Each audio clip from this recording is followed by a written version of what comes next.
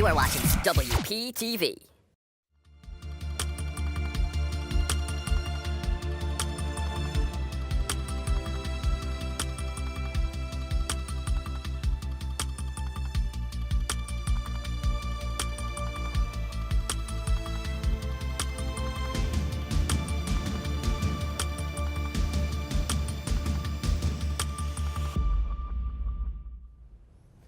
Welcome back.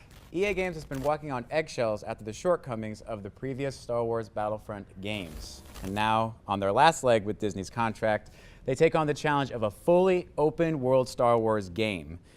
And they are practically shining the bat signal for any and all aspiring, experienced game developers to help with their project. And with me today are Alec, Zach, and Van. And their lightsabers, except for Van. Guys, there is so much to talk about. First off, what is happening? This is their third try with the new Battlefront. Alec, you have the most ridiculous lightsaber. What's up with that? Van, where's yours? Zach, what are your thoughts on this? Well, the difference hopefully with this will be not being a total flop.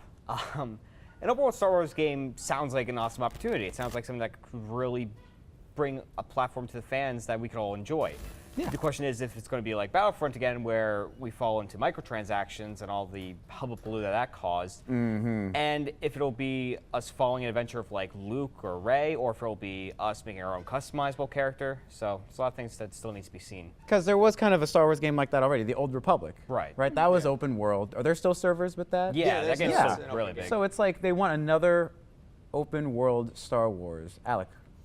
I just think it's weird that like they want to do another open world game when there's already a successful open world game out, and just like this is the time for you to make a different path for yourself. And I think the EA's had success with shooters before. Like Battlefield 1 was extremely successful.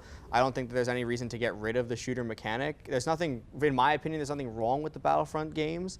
It's just eliminate the microtransactions and make the story longer, and I think otherwise it's a pretty perfect game. The mechanics are fantastic. Well, I mean, like with the new all the new movies, and they're expanding the world itself. So I feel like this new game gives a better opportunity to include all this new information into the game and include all these new worlds and new stories we're like going to the movies right now learning about. So at least like now I can in the future I can actually participate in these new worlds and new storylines than just going back to my old ones.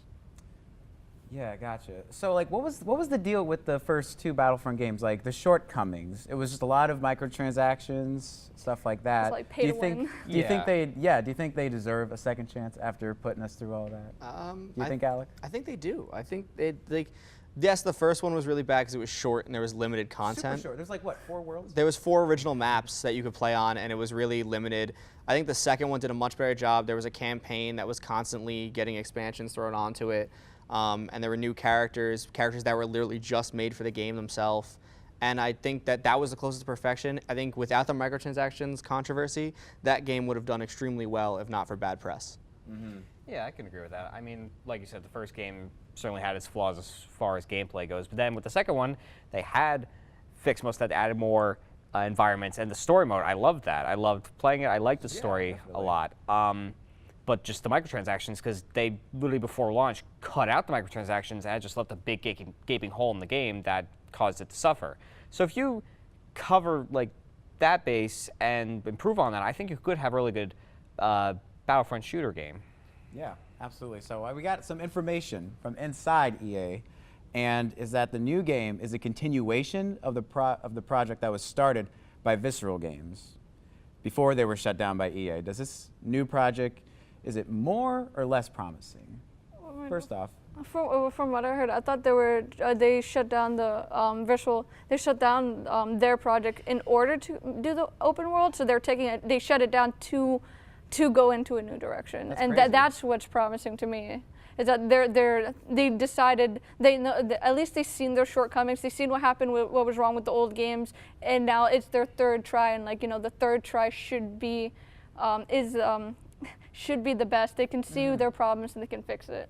that's what I really enjoy about the fact that they said, oh, it's no longer coming out in 2018. We just don't know when it's coming out. So at least I know that they're going to take their time with this one. At least I hope they do. So so this is a good thing they're changing up gears, or do you think they should just learn from their past two Battlefronts? I don't know. I think the changing of gears is a weird choice because, like you said, they shut down a first-person driven narrative where you were the main character to this open world kind of idea. And that worries me because you have a company that has been latent with microtransactions before, like Zach said.